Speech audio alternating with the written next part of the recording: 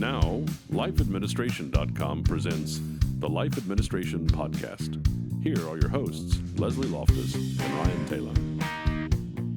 Hello, everybody, and welcome to the Life Administration Podcast. My name is Ryan Talon, and with me, as always, is Leslie Loftus. Hello. And today, we have a very special guest.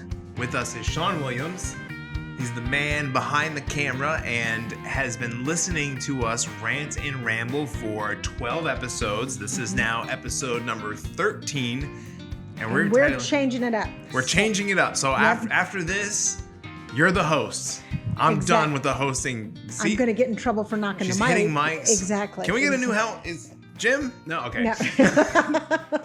I'm turning the tables on you guys because there was a surprise. So we have been doing these episodes and 3-day sets.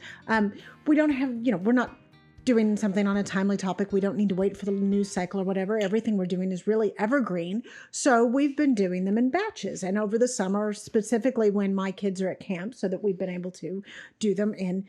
So these two guys, Ryan and I have been talking about this podcast for 2 years at least. And then Sean has come in to do our video editing, set up our cameras, lighting, all this kind of stuff.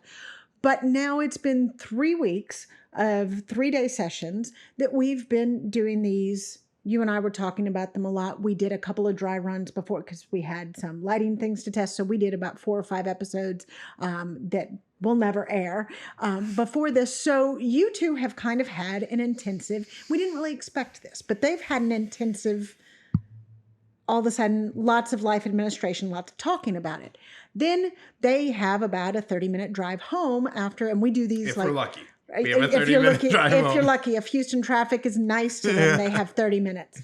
And so they've been going home after these 3 and 4 hour sessions talking about how, because they kind of got inspired. So anyway, I'm turning this over to you guys because I was shocked after we did the first 2 batches. Mm-hmm.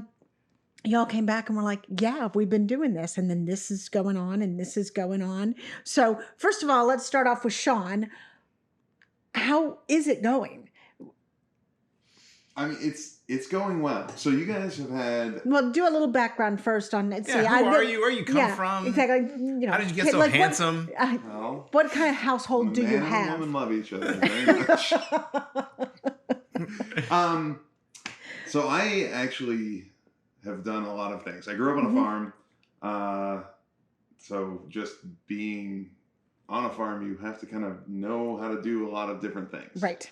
And then I actually studied aviation and went down to Florida. Did you fly? Yes, I flew for the I'm learning new things every day. For about 6 years. I was living in Memphis, Tennessee, flying for, Northwest, and then the Northwest Delta merger happened, so... I'd forgotten about Northwest, because Yeah. Delta we just totally ate them, yeah. So, did that for a while. Then I actually had an eye injury. My son, I was holding him, he was 2, stuck a plastic toy horse in my left eye, and pretty much it was told to me by my union, like, hey, thanks for playing, see you later. We could probably jump through some hoops, but it's probably best if you're young. That's what they said. You're young. You can go do something else. Yeah, but sight is kind of required for flying planes. And it's actually, it's a technicality. Uh-huh. So it could possibly affect my depth perception, and it's not correctable by lenses. So it's not anything that's actually wrong with me. It's just that maybe someday there might be something wrong. So it's a weird thing. So I had to find a different career. Went on to work actually in 24-hour fitness. Mm-hmm. I was running a sales team. Is that where y'all met? No. We just talked about this in the last episode. I know, but I was wondering if that's how you became roommates. No. Okay. No. We became roommates because Sean... We had maybe played paintball together once or twice. We didn't even know each other at all. And he called me up. Is this after his aviation life? No, it's got to be before. This is way before. This is way before. Because y'all are in the 20-year anniversary. This is before he went to college. They're going to have a party for their 20th anniversary. Our maniversary. Our 20th maniversary. And he called me up and said, hey, I'm moving out of my house. I need a roommate. I was like, okay. It was honestly, it was like that. And I told my parents, hey, I'm moving into an apartment. It's probably 2 miles away. And that was the beginning of the end, as it were. I mean, ever since then, we have been literally inseparable. Like yeah. I mean, I love this guy more than you could love a brother. Like, it's just, we've been through every up and down that you can possibly imagine. Been through great joy, great heartaches. One of the things that I'm going to bring up in some episode later on when we're talking about community and everything else is I like it because you guys you're there for each other. A lot of times we don't give men permission to be friends, and we don't give them the time to be friends. So anyway, yeah. we did take both of those things. I really enjoy hanging out with them and watching them, and they also make post-production or behind-the-scenes production kind of funny. Yeah, it's a good time. When you're hanging out with long-term best friends, it's kind of funny. So that's the long and the short of it, on how we met. So anyway, back to how it's going and who you are and all that sort of stuff. So, so now you are in video and all sorts of other technical stuff. Yes. So actually, I have always felt drawn back to flight. And about 5 years ago, I looked into, well, what about flying drones? I know they're out there, and there really wasn't anything yet. It was pretty much go to the military or don't do it. Right. And I was too old for the military.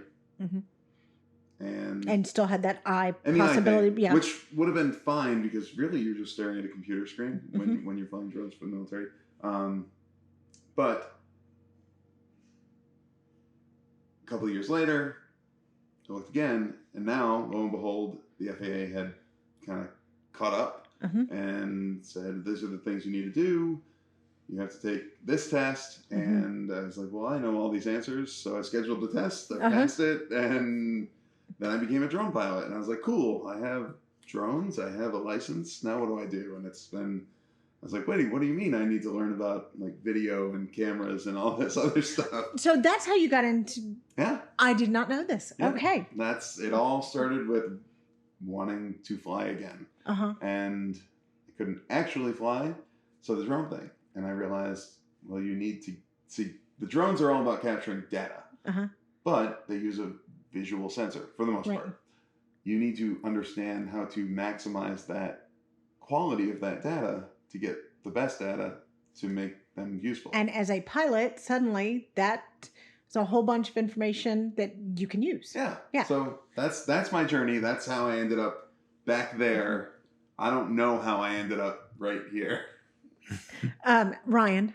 Me. Ryan dragged you here. That's true. Exactly. That's how you ended up right here. I was like, I know a guy. Right. And then you sat here and you listened to all of this stuff. And apparently now y'all start talking about driving home. So after about day 3 of this, y'all drive home, and what did y'all like group decide, or did you both surprise each other with, oh yeah, well, I'm trying to do some of this stuff. Like, how did that happen? I'm curious. I haven't heard this bit. So I think for me, you say a lot of amazing things that I've heard before, but you put it in a way that resonates with me.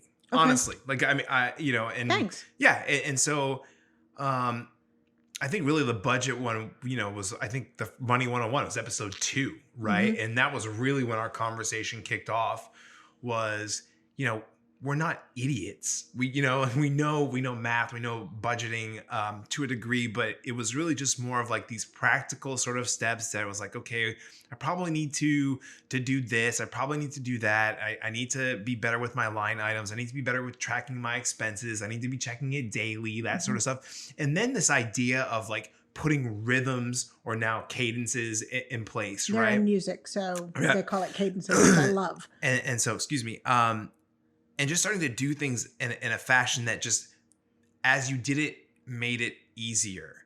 And so for me, like going into, because you went home and like by the time we were doing the second batch, so you'd already come back and you're like, I've gone crazy with this. Yeah, I jumped in to specifically the budgeting piece right away, and because for me during the summertime, being a private music teacher, can be a little weird with like people go on vacations. I have a variable income. We'll put that in a nice way. It's a really nice way of saying I'm broke. No, no, but in the summer, your income is much more variable than when everybody's in school and lessons are happening on a sort of regular. So I had to just really sort of plan through that and just took really the things that we talked about. I'm just kind of like looking through our show notes, and Lauren's my wife. Mm-hmm. We sat down, we created a budget, and we just sort of planned out, okay, this is what we think is coming in.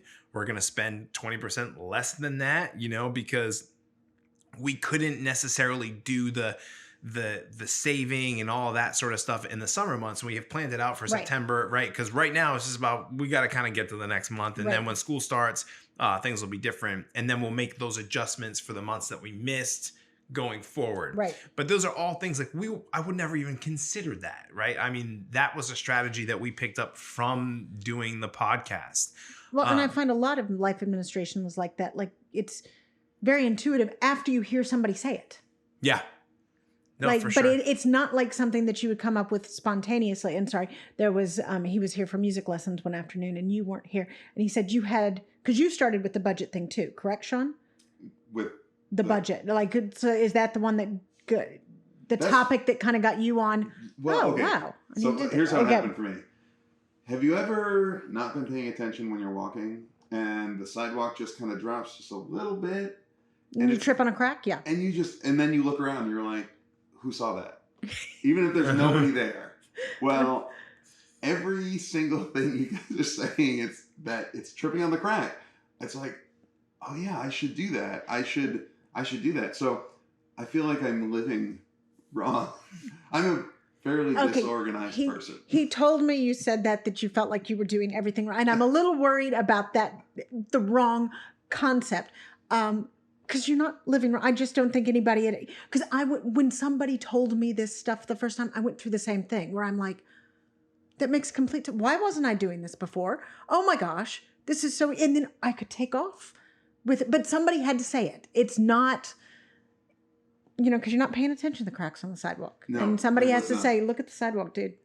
So before my wife moved in, I thought I was a very efficient person. But I think that was just the way I felt comfortable living in a mess. I was like, it's just right there. I can just go get it. It's on the And by table. the way, when you're one person living alone, that's actually pretty easy to do. Like because you can remember where you put everything. Because, well, if nothing else, there's nobody else around the house to like move it somewhere else. And now, how many kids do you have you have 4. Oh, so we're the 4 team. Yes. Okay. For some reason, I thought it was 3. But yes, scissors, tape, the milk. There's nothing you can set down in the house and be assured that it's still going to be there. Oh, no. Nothing. Right. No. Plus, my wife has literally taken things out of my hands to put it back in a drawer somewhere. Like, if I turn my back, it's gone. One of my sister-in-laws is like this. We tease her emotionally. Where it lives, it's just out of sight. That's the struggle that we're going through right now. And that's the big thing, because it has to be where it lives, so everybody knows if it's not where I just put it, then it needs to be where it lives. Otherwise, you're going on a wild goose chase. Right, which happens all the time, especially with kids. Yes, absolutely. But if I could get them to put things back where they live, I could get them to turn the lights off and hang their towels up and all of the other things that are just perpetual work. Right. Mm-hmm. Right. So you started doing the like trying to organize things, like get things, the zones, I guess, and like the areas where things live. Okay. How's that worked out with the family? Okay. So we haven't done anything great because I'm doing what you warn everybody not to do, and it's try to do all of it at once. Because I'm seeing so much of it at one setting, because we're doing these marathon runs. Right. It's like trying to take a sip of water from a fire hose for me.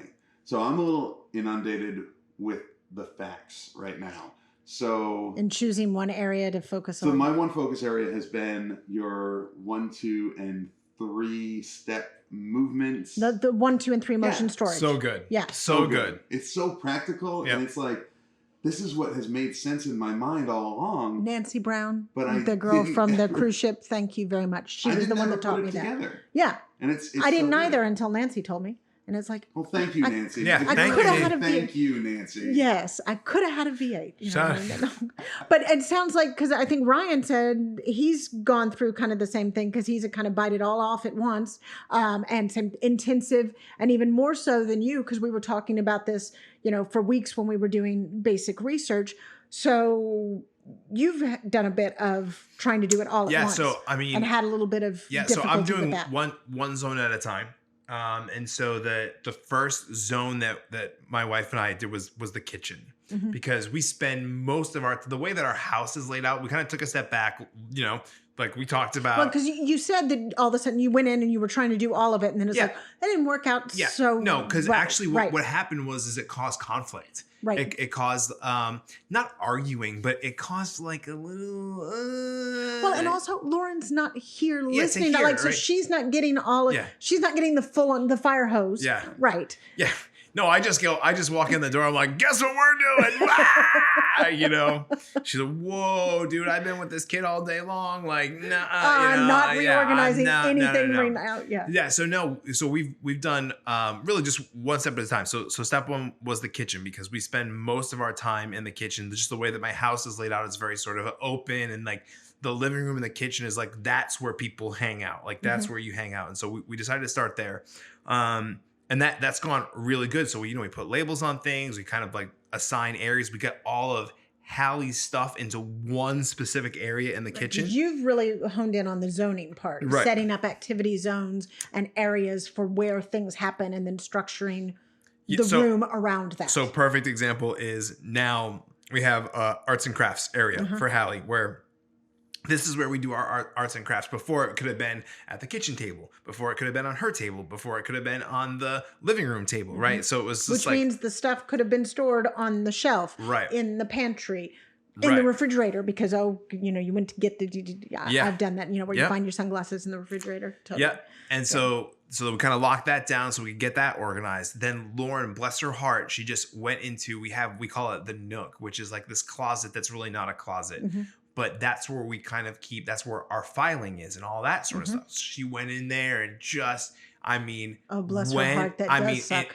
I took Hallie for 5 hours. She said, babe, I'm going to do this. I'm going to go after it. I took the kid away. And that was brilliant, because when you're organizing the paperwork for the first time, you need a chunk of time, an uninterrupted chunk of time that you can concentrate. Yep. Yeah. So we ended up getting these these plastic storage containers from Target for like $10 a piece. And then we had we put this filing system, and then we all have our own cabinets. Like I have my cabinet for my important stuff. She has her cabinet for her important stuff. And then Hallie has her. And then we have this is the social security cards. This is the passports, right? And all that sort of stuff. And then we put in that Nook just a bill, it's like a letter holder, but instead we use it for bills in the order of the days that they're getting paid. So like once you pay a bill, the next bill goes down and you toss it, right? So it's just like this nice sort of way to organize it, and it keeps things top of mind, right? Just as far as we're doing. So I mean, that has been big. So money, the budgeting has been huge, the zoning has been huge, and the unexpected, amazing surprise has been making a life plan.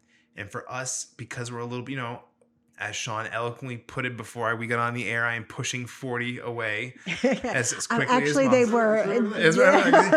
Sean was doing this, and then he gently reminded him, that he'll get there first. Yes. Yeah. Yeah.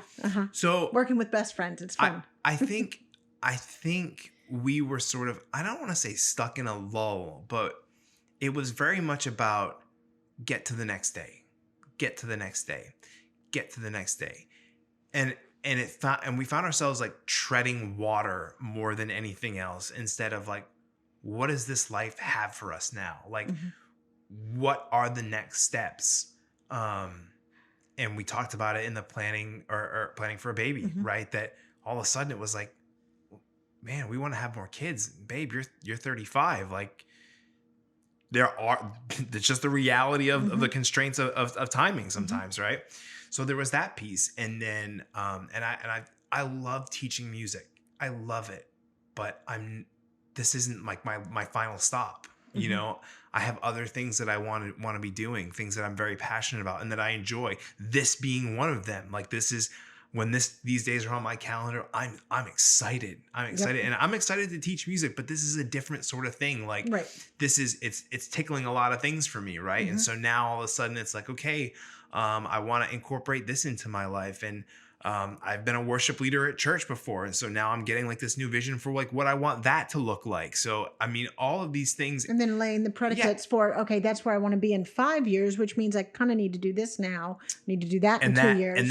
And I think I even said it in that episode that we have started we're looking at the people that we want to be in 5 years. And then we're emulating what we think that looks like today. How do those people spend their time? How are they different than we are today? Setting those habits and those cadences. Yeah.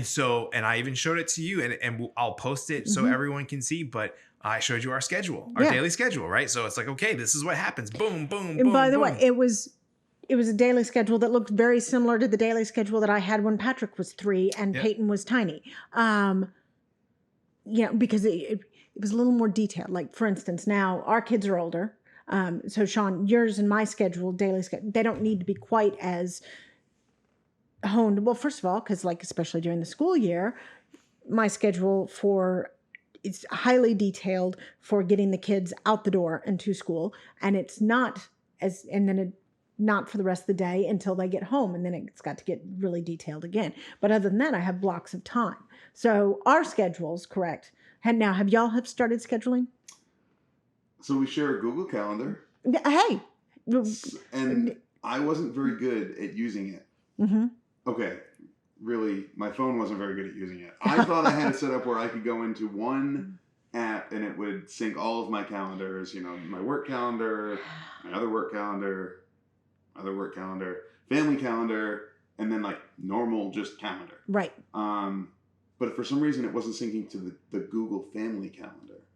So my wife, without fail, I was like, well, it's in the calendar. She's like, no, it's not. And she'll pull out her calendar and be like, it's not in there. And you're like looking at your device I'm like, that's right here. So I started to just use the Google Calendar and just threw all the other calendars out. I was getting ready to say, you had me because I get having a work calendar and I think we talked about this in the household management episode, a work calendar and a personal calendar. But yeah, you ran into the exact problem of much fancier than that. Then it's hard to remember which thing goes on which calendar. And then you invariably run into it didn't sync. Yep. I'm a hot mess with the syncing of the calendars. I just got in trouble. So I'm a contractor. I contract for national real estate companies that do video and aerial stuff and photography. So I have a lot of them because none of them have really a foothold in the Houston market, and I don't have enough direct clients, so I need extra income. Right. So I'm a hired gun for these guys. But everyone's a little bit different, and these people might use this kind of a calendar, and these people might offer me work, and then I get to accept or decline it when these people are like, no, you tell us when you're available. Now there's a whole mess of 1099 fraud that's happening in the whole real estate photography world. Like, they want to pay you with a 1099 contract, but treat you like an employee. That's not just the real estate world, by the way. That's a rampant problem. They don't like it when you stand up to them about it. Right. And then you're out. Exactly. They want you to be an independent contractor because then they don't have to run any healthcare issues. Right. And why healthcare is tied to employment is an American problem that we'll discuss some other day. But making notes, episode 14. Okay, got it. Episode 14. So I'm kind of a hot mess in the calendar. To-do lists, I'm horrible at them. I'm one of those people that's like, well, it's in my head. I don't need to write it down. But I also am very hyper-focused on one thing at a time. And then it's like, I did that. Yes. So where I can see a to-do list being beneficial for somebody like me with my personality is I cannot take that, honestly, sometimes it's a whole day. Woo, mow the lawn. Man. Oh, man. I love that. Feels good. Yeah. Feels good. Checked that off of my mental to-do list because I forgot the other 5 things. Right. So efficiency is something that I used to think I was good at, but it was really just something I was telling myself I was good at because I was ignorant about it. And you were doing enough to get by. So you were managing. Yeah. You were managing. Yeah. And we've had 5 weeks total span from start to finish with our marathon runs. things are happening in my life where like, I'm getting more work because I'm implementing different strategies for managing my availability. And now that I'd love to say this. It's actually amazing you can right kind here. of squeeze out a few more hours. Yeah. Anyway, keep going. So they only have 24 hours in a day. You have the same 24. You have the same 24. And there's no special privilege. Nobody can plead anything. We all get the same. Yeah. And it's all of these little things that make a big difference. Mm-hmm. So that's my biggest takeaway from all of this. I'm still lousy at it, but every day, if I can just get 1% better in 100 days, I'll be awesome. I actually think that that's so important what you just said. So this idea of incremental improvement, right? Mm-hmm. Where, in the money episode, we talk about compound interest and how that sort of, like it builds upon itself and it builds upon itself and you start building momentum.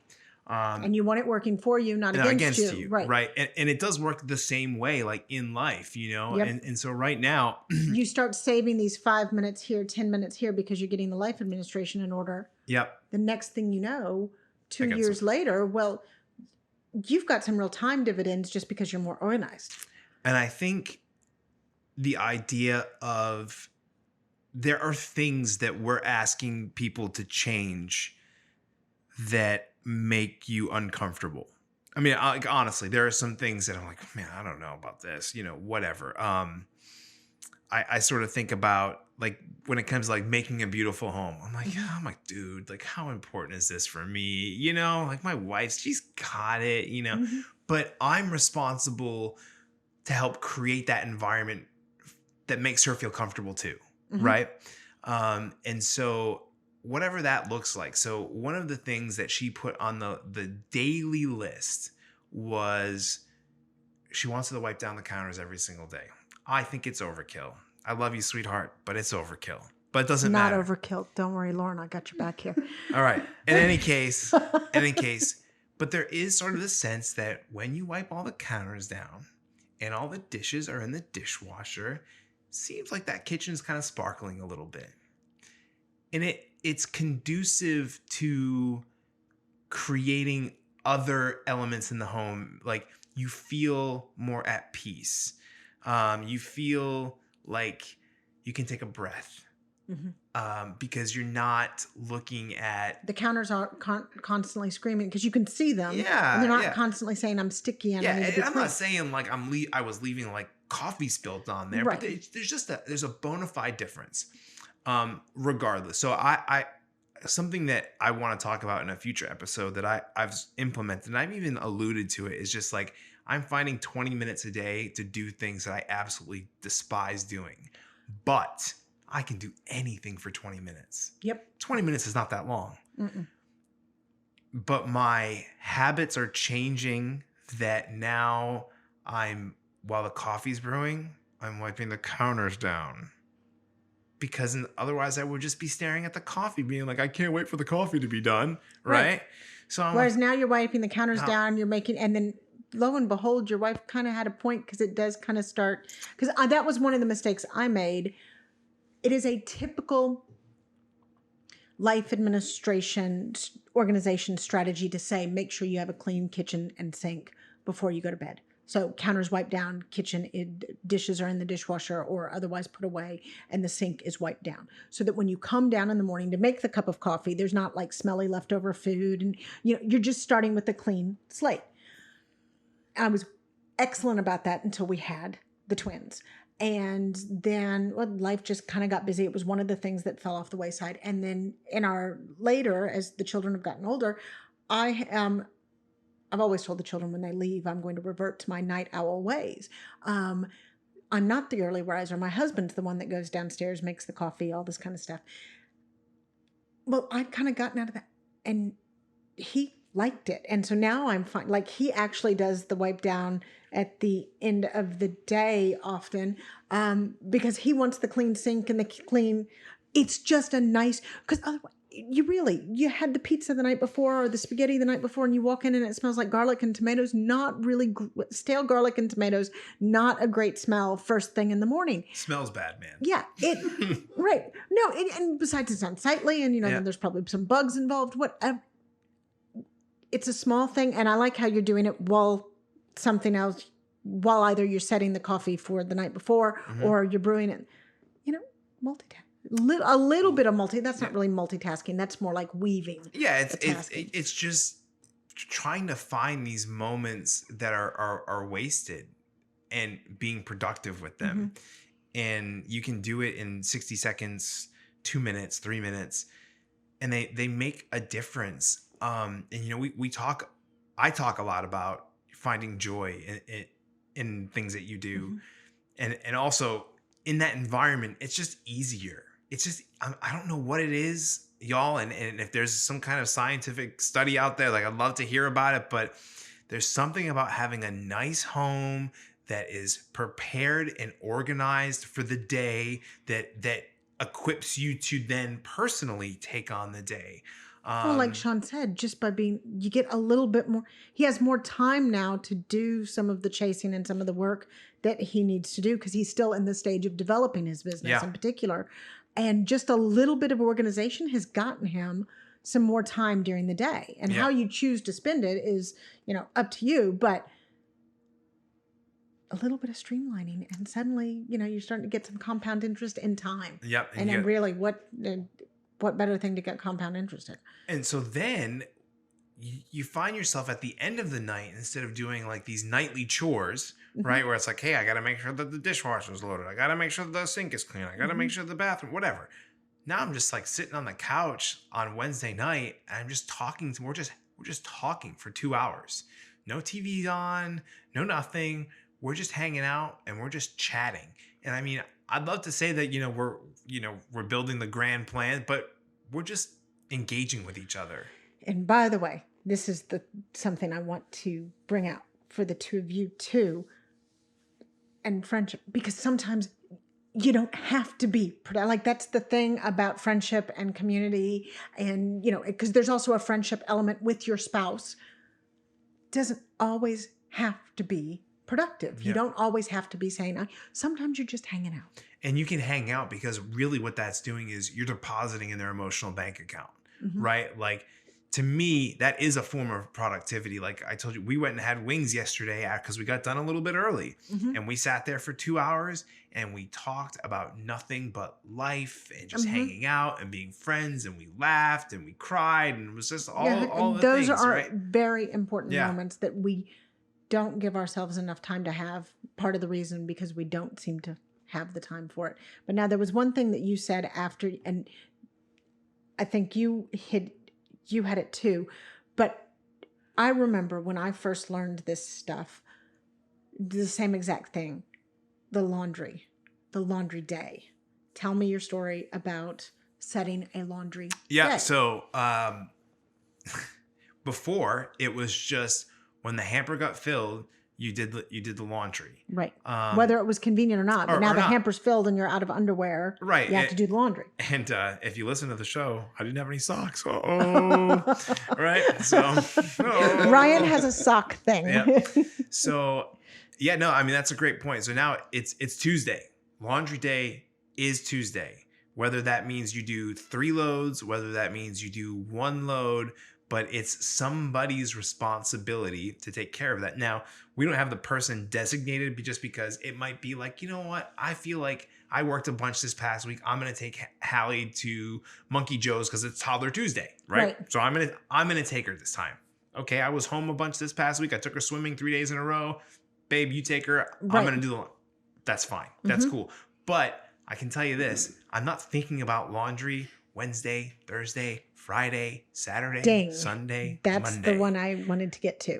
I'm not thinking about it anymore. And it's liberating. And that's just laundry. And there's other things because otherwise you have the mental to-do list, like Sean is talking. And if you don't have a designated time for them, you're constantly running through them or just dropping them off and forgetting about them. That's Sean's preferred method. You're constantly running them through. And so it feels like no matter what, you're never done. When you actually have days for things that you generally set for activities, so you have not like activity zones in the house, but activity times, that means that you can actually be done. And because no matter what, no matter how organized you are, no matter how efficient, no matter how much staff you have at work, at home, no matter what, your to-do list is never done. Truth. It's never done because you got the clothes that you're wearing that are dirty. It's never finished. And so if you're constantly doing things on a, oh, well, it just needs to be done now basis, then there's never going to be any evening where you can just say, oh, okay, well, I'm done for today. So I want to give my wife credit here because sometimes I dog on her a little bit. And of course, like in a loving way, but she worked out like our weekly cadences. So I'm just like reading them off right now. So Sunday, trash out, take care of the dog poo-poo in the yard. Mm-hmm. That's the day that you do that. Monday, we order groceries. That is our day where we do groceries. Tuesday, laundry day. Wednesday, that's like the big trash day. So if there's any sort of big things. Mm-hmm. Also on Monday, Wednesday, and Friday, those are the days that we vacuum, right? We just sort of do like quick vacuum on that. Friday is like the big vacuum day. And that's a perfect one, by the way. One day that you do a full on vacuum and another day that you're just hitting a little quick cleanup. Like we're not moving we're not moving the couches and stuff on Monday and Wednesday, but on Friday we're moving things around and stuff like that. Right. Anyway, so I'm going to post this schedule because I think she did such a great job with it. And I think anyone that's in our situation right now with a toddler or something, it could really be helpful to them. So, but baby did a great job. Mm-hmm. All right. You have teens. Have you seen any resistance, any help, have your kids at all engaged with any of this? Or are you still working on you? Oh, I'm still working on me. My wife and I are trying to get on the same page with it. And we're working on a lot of things with our kids in general. Like our big thing, it started 2 weeks ago now, is family helps family. Yep. For some reason, all of my kids just started to be like selfish for a second. They're just like, well, I'm not going to do it. Well, I'm not going to do it. Why would I do that for you? I should probably mention that his kids are between 9 and 15, 9 and 13. 9 and 13. Yes. Completely developmentally appropriate, as frustrating. But my 8-year-old's about to turn 9. Okay. Yep. But yeah, it's totally vexing. It's like, really? So you're the only person in the universe. So my wife actually made the kids come up with their own punishment. The next time it happens, when one of them's like, I'm not going to help you, they came up with their own punishment. I think it's they've got to say 5 things that they like about the person that they didn't want to help out, and 2 hours of like their free time is given up to do something. And that's what they all came up with as their little collaborative kid group. Right. So that's an excellent idea. So she made the kids get in a committee and convene. Okay, when you act like this is what you'll. That's even better. So yeah, she's pretty rad. I like that. That's pretty rad. And now my wife's gonna be jealous. She does laundry. Sean only says good things. I think every day. It's either my wife or the 13-year-old Lillian doing the laundry almost every day. I think Lillian does the kids' laundry and Carrie takes care of our laundry or something. But they've got it dialed.